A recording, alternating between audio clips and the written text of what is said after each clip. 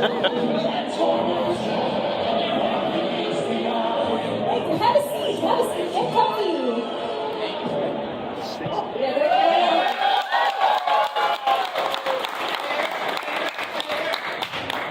All right, everybody. We've got some very impressive people right here, and as you can see, I think we've got some really interesting props that are happening here too. What do you think? Cool. All right, friends. Let's start off with something easy, I guess. What is it about these characters that makes them so universally appealing? It's an easy one, right? It's real easy. First of all, it's a pleasure to work with you. Oh, well, thank you. Gosh. She's wonderful. Woo! Go on. Who's this?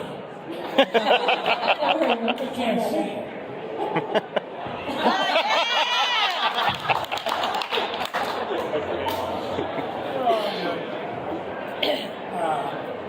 I forgot the question. What do you think makes these characters and these shows so universally appealing?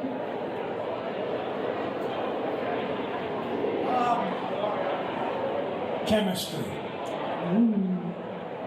Chemistry. I think from the very beginning, back in the early 80s, Frank and I hit it off, long before then, but I think it was the combination of the cast and the innovation at the time, a toy that changed. I mean, the only other thing that did that, I think, was Legos. How can you play with a little block of Lego? What do you think? No, I agree that we really haven't seen, I think, this kind of action figures that actually transform. And they were so interesting and so many different characters that I think that background lend itself, obviously, where the characters are fantastic. And as Peter said, the voices and the camaraderie of the cast,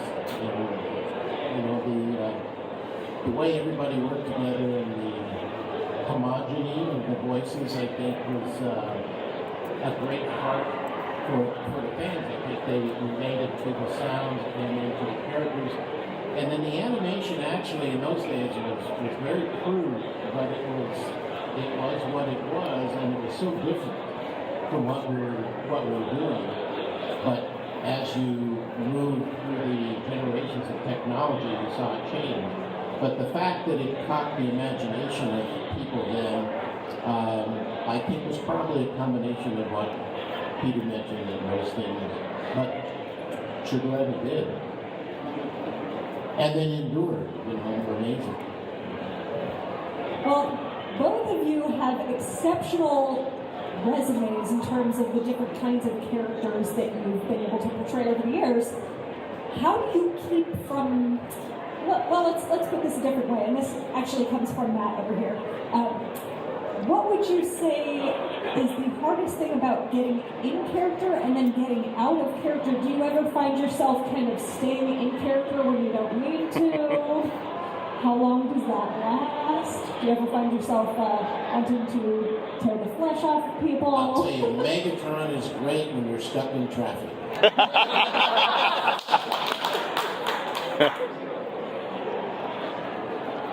I don't know whether or not I step in and out of characters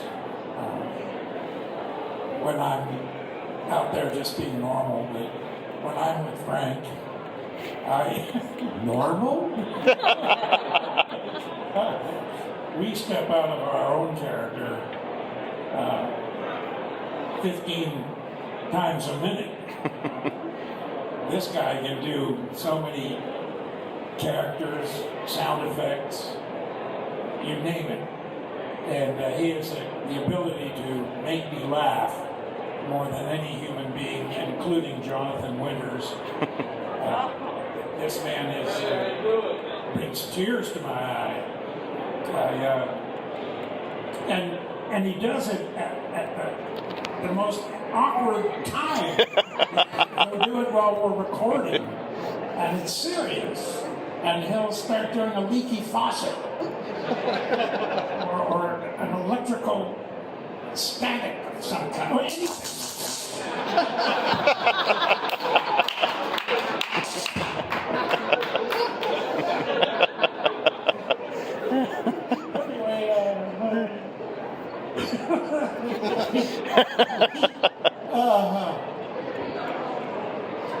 He's easy, by the way.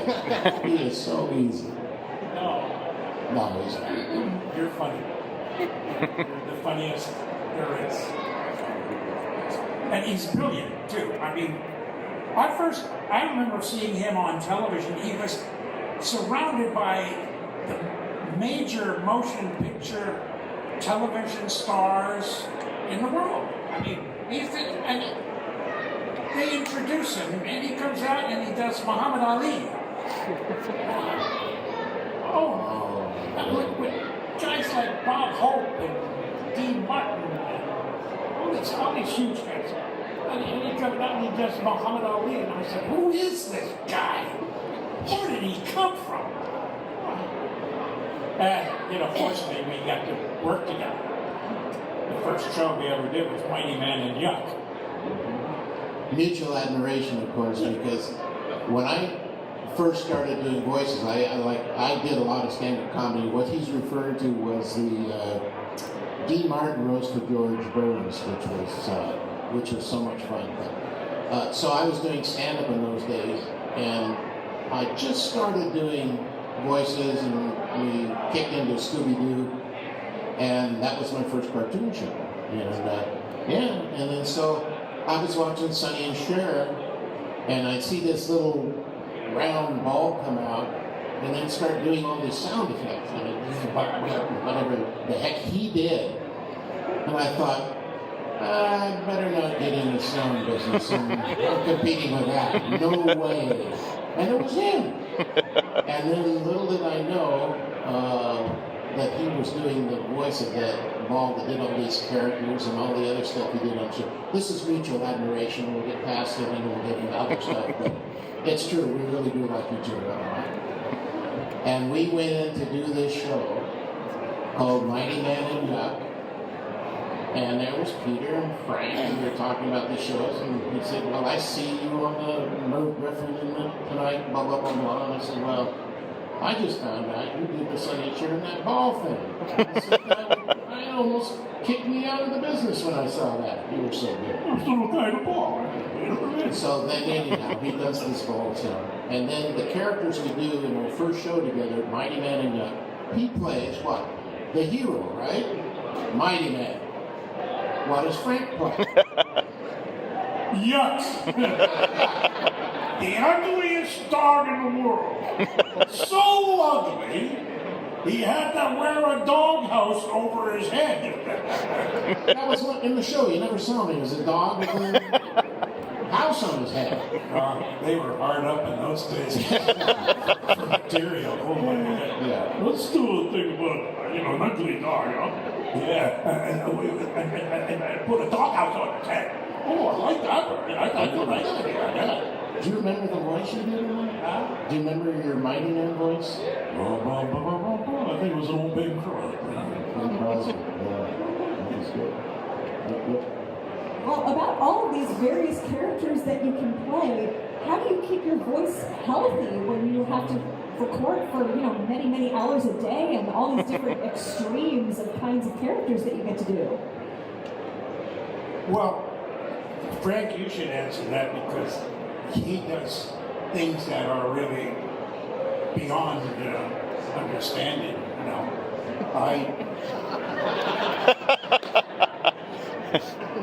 Well, thank you, I think. Actually, this is kind of silly, but absolutely true. You need to get sleep. Like if I know I've got a big thing coming up the next day, desperately you need sleep. You know, to get your vocal cords rest. And then warming up, beforehand, if you got like monsters to do a lot of.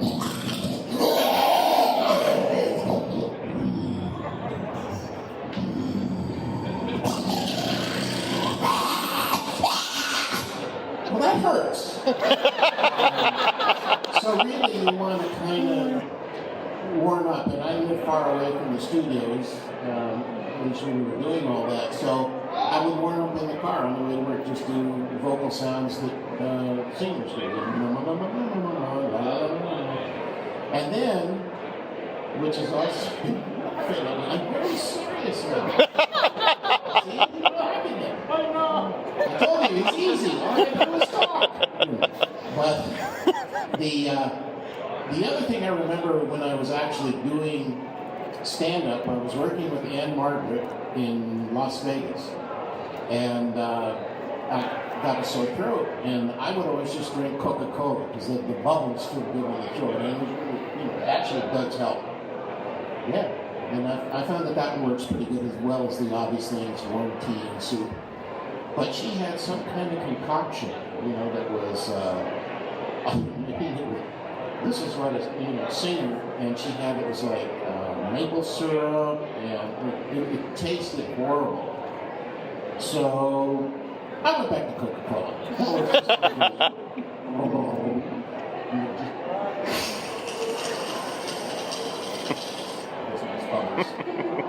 So that's my answer.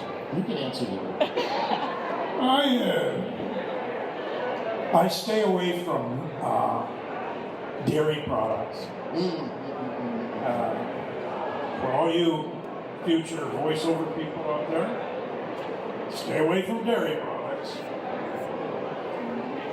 the day you're going to record. Yeah, it takes away all your cotton mouth textures. Of course, if anybody's like me, blowing your nose 20 minutes since the COVID, vaccination or whatever it is.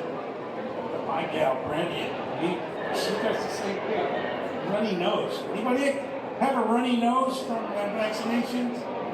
Everybody with a runny nose, could you please stand up? There we go. Runny nose back up. Now, but back to the question. How tall am I? 6'5". That's the question. I do have a question for you. How many of you guys know Pat Fraley? Voice actor? Very funny, crazy guy. You know Pat. This is just in a tail end of what your question was about, what to do for the throat. Another thing, in addition to the dairy products, is watch out for pineapple. Because that acid, if that gets in your vocal cords, your highs are gone. So the story is Pat Fraley, who's an absolute goofball. We were just about to go into a session, and I'm eating, because sometimes they'll have nice little spreads for you at the recording studio. So I'm eating my fruit, banana, apple.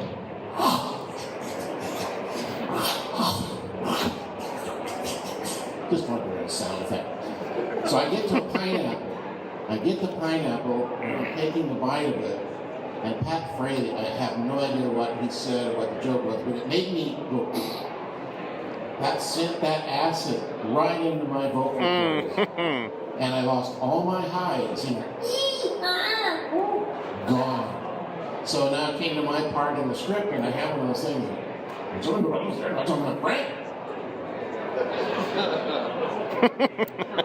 Totally gone. So watch out for acidy food as well. True story. Very good advice. Well, beyond being able to warm up before you have a longer session, do you have any other pre-recording rituals? You put a sock on your head, or standard things. I don't know. I think warming up in the car is definitely one, especially if you're doing sound effects and you're doing sound effects. Well, most of the time, I think we're pretty much good to go. You know, unless there's, like I said, a really intense session, you know, when you go to monsters or something. Do you really? Well, the tones are difficult for me a lot of the time, depending upon, of course, what I just said, what I've eaten. But fatigue. Fatigue does an awful lot, especially if I'm required to do a deep voice. Down here, we're Optimus Prime. You know? Yeah. Such a nice voice. I would love to steal.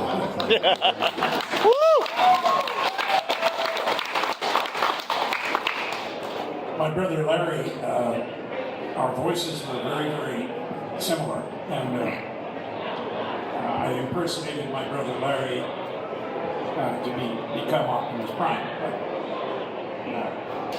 But the thing I remember him was he could go from a high voice like this down to Peter. A Marine, you know, when he gets stern or serious, and he's looking at you, and his voice drops down, it's scary. No, but a Marine is scary enough. Oh, wow.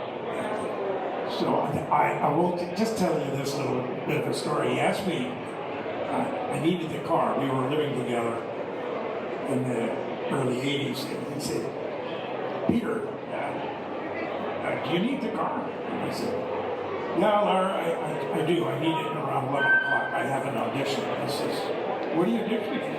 I said, I'm going to be a truck. You're going to be a truck? I know, I said, Larry, he's a hero truck. I mean, he's going to be a hero. And he went, well, Peter, if you're going to be a hero, be a real hero. Oh, where did that come from, you know? Well, you know, whatever he saw in Vietnam, he brought home with him because when his voice went down there, I know he was talking about being a leader. And he says, if you're going to be a hero, be a real hero. Don't be a Hollywood hero. Not a phony yelling and screaming and stuff. Be strong enough to be gentle. So, Larry's voice hung in my head. You know, when I went to that audition, I just could hear Larry. You know, I could just hear his voice. I could have just come out and said, I've told this story so many times, and it rings true so heavy. So they could have said, my name, instead of Optimus Prime. You could have just said, my name is Larry Cullen, leader of the Autobots. You know.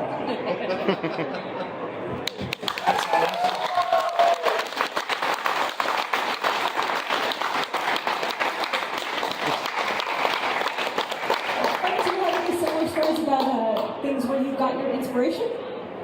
You know, nothing as beautiful and touching as that, honestly. I usually come from the other side. Mine is kind of silly and noise and sound industrial, you know. So when I look at characters, I just try and visualize. If I have to visualize them, that's harder for me. If I see a picture or see the character, then something just comes. And so it makes it much easier to do that. And then you have your directors who take everything that you see automatically and comes from your heart or your soul, and they slowly tear it apart. I think you more of a Paul Rand character. And, you know, if you were a tree and the wind was blowing, how would that sound? It sounded a little like this.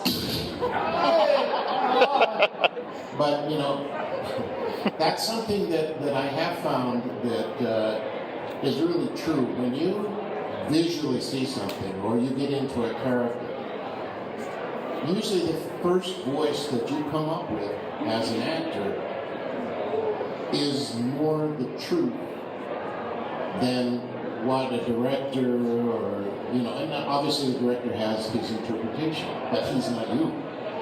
He's hired you to do you, but he has to do him. The English there is not quite correct. He, him, her, are, I don't know. But basically, he's got a job to do, and he's got to prove that he has his interpretation. He's got to keep the story moving. But I think that basically, when you come in as an actor, if they hire you, like, what's in Clint Eastwood, you know? All his actors, whenever they say to him, they say, well, what do you want me to do? Just do it. Clint, you got it. But there's something about your imagination and your heart in the character, and then as a performer and being hired, then you have to do what the studio does because it's their football. And then that becomes the challenge for me as an actor, is bringing it back or slowing it down or going where they want you. That's my 2 cents. That's all I can afford. Excellent. Okay, I'll give you 25 cents for it. Well, you both had the opportunity to work and do your respective voices for the Transformers rides at Universal. So I was wondering first, have you gotten a chance to go on the ride? We rode together. Yeah, we picture us together. Oh my, that was fun. Has anybody here been on those? Yeah. Did Megatron spit on you? I don't know if they stopped that, but at the very first, they had Megatron shoot a thing of water. I don't remember exactly what it was. Remember he got hit with the water in the face and it was like Megatron was expelling or something. But it was like, you know, this was the first day or 2 that it was open, so that was part of it. You know, you get real surprised when you shoot water. That is fabulous. You don't remember that? You wiped your face on my shoulder. But it was fun. It was amazing. I mean, the technology they have now for the rides and the animation and the films is just fun stuff, I think. Do you remember the recording sessions for that? Were they any different from what you had done previously? Specifically for the ride. Well, we recorded those actually at Universal. We went over there and recorded in the studio. And those are fun sessions because we did it together. Remember? I'm old, I forget. I am Bill. You're Tom. Okay. No, wait, I'm Tom. That works. No, you're Bill. Okay.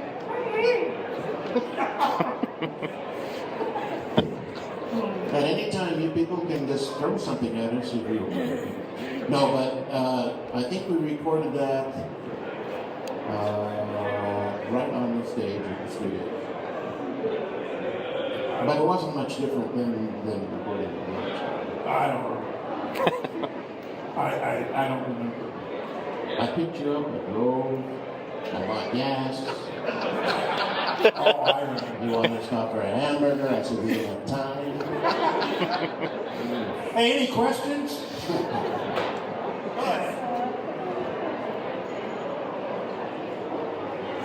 Let's front row right here. We got Yes. 2 of them right here. New York Post. Yes.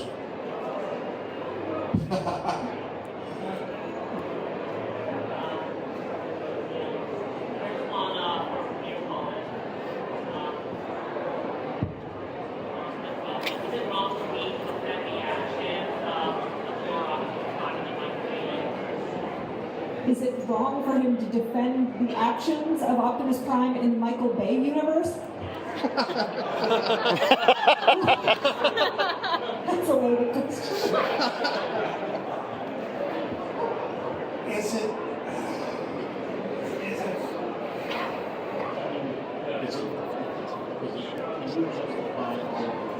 No.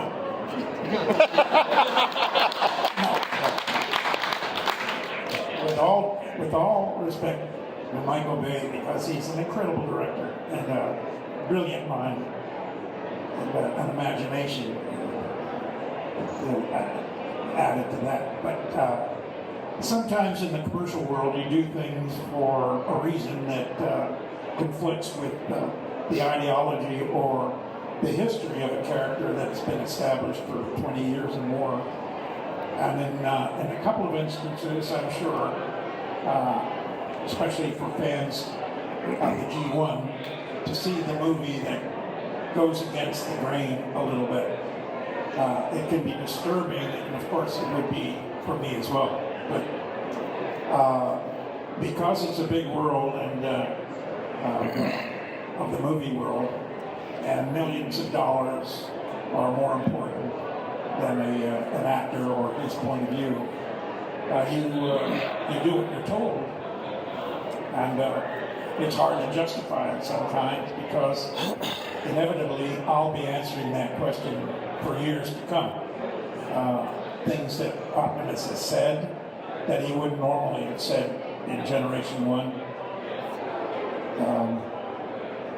It can be disturbing. Justified, perhaps. I don't know if that answered your question. It sure as hell confused me. I think I have to say on that, even though you didn't ask me, I would like to see a lot more of the characters, a little more dialogue for the characters, and to see, this isn't necessarily Michael's, but the writers to get into the characters more, see more of us and our history, and I think there's a little bit of that, but it seems to be always into the humans, and I think this is Transformers world, so I'd like to see more of that. But next question. I also want to make sure that we're leaving enough time for you to do. Okay. Sure. You to do. Yes, sir. Thank you. So I've always wondered, at the end of the G1 cartoon, you're barreling off into space with Zara, and you're standing on a golden age of Cybertron. Where do you guys see your characters going after that? What do you think happened?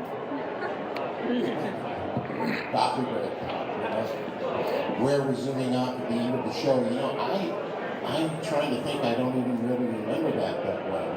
Don't look at me, I'm the black. But because we covered so much space and time, you can just, I think your imagination can take it wherever you want. So I would like to envision myself going back to Cybertron, trying to straighten out some things, or we get some more forces to come back and work against Optimus Prime. Yes. I've always wondered for you guys, you obviously know what an impact Transformers and the character, all the cartoons that you guys have been in, and shows, animation, games, whatever. Is there a particular show or cartoon or something from your early days that had a big impact on you, kind of formed your interests and your imagination? I loved Rocky and Bullwinkle. I could not wait to go from school to see that show. Remember Rocky and Bullwinkle and June Foray and Bill Scott? Rocky, baby Rock, Rocky thinks bad news from Southern California. And all that stuff. But I think that was an interesting point for me in terms of comedy and animation. It was just the best. And also, that was the first time we saw mature writing in terms of comedy that was applicable to children, adults, teenagers, whatever. It was all funny. And it was all good, clean, crazy, wonderful stuff. One more from the audience, and then you got to come back up. Let's do one more. Yes. Don't take my microphone from me. Okay, I have a question here. When you did that Transformers movie, the animated one, not the Michael Bay one, the animated one, and both of your characters died in the movie there. Was that like a breakaway? How do you approach that movie? I mean, in terms of the chronology, how did we feel? Were we the person? Well, Peter was crushed. I had no problem with it. No. It's a funny story. We'll tell it real quick here. We don't have much time, but we were sitting in looking at the scripts, which we didn't read because Peter and I like to work fresh. So we go in and read the script. So we haven't read the script. Peter. Well, I'm reading, and I'm getting to forget what page, maybe 17 out of 35 pages or whatever it was. And I'm looking down and it sees Optimus Prime gasp, breath, and dies.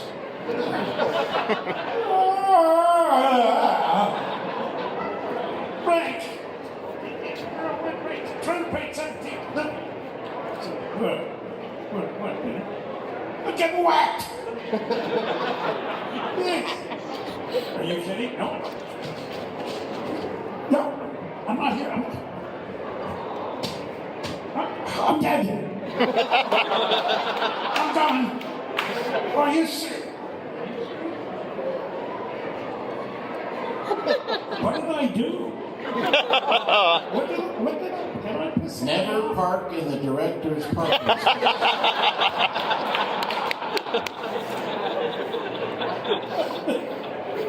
We were pretty shocked. I'll tell you, we were both very shocked. I felt like somebody on a soap opera that really annoyed the director and other actors. They said, "Get rid of it. Poisoner. Get poisoner." No. How about a car accident? Okay, whatever. Get rid of it. What did I do? But fortunately, he did come back. You know, we kind of run out of time. I mean, this is something we've been doing for a while, and this is probably getting close to the last time we're going to do this script, but we thought we'd read a quick scene from Transformers between the two of us. I don't have my glasses, so I may be speaking part of this in big loud. Oh, thank you. He's off script. He's memorizing.